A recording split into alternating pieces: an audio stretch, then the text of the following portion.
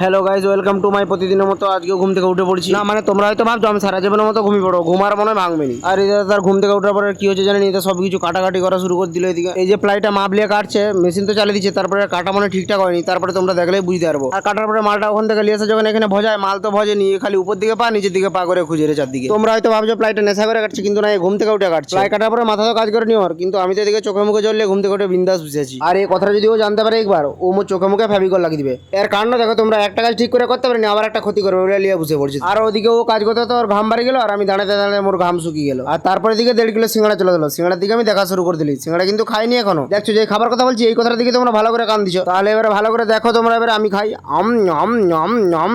দেখছো মুখে আমি এমন শব্দ করছি যেন হনুমানের বন্ধু আমি।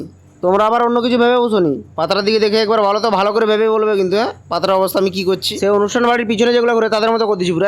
আর 1.5 কিলো সিঙ্গাড়াটা খাবার পরে তারপরে দাদার কাছে আসছি, এসে দেখি এই বুড়ো দাঁড়িয়ে 5 মাসের বাচ্চার মতো তারা গোপাল বাড়া দেখা শুরু করে দিচ্ছে। আর গোপাল বাড়া শুধু বলে যাচ্ছে গোপাল আসছে গোপাল। আর আজকে আমি ওকে অনেক করে বোঝানোর চেষ্টা করছিলি, বুঝাইনি কিন্তু চেষ্টা করছিলি। আর তারপরে গোপাল দাদু ওকে ছেড়ে দিল, ও গোপাল দাদুকে ছাড়তে পারেনি। আর আমি শেষ চেষ্টা করার পরেও আজকে সারাদিনটা গোপাল দাদুর সঙ্গেই কাটলো। তো ভাই সকলকে আজকের মতো আজকের ভিডিও কেমন লাগলো কমেন্টে জানাবে। যদি ভালো থাকে লাইক শেয়ার সাবস্ক্রাইব করতে ভুলবেন না কিন্তু প্লিজ।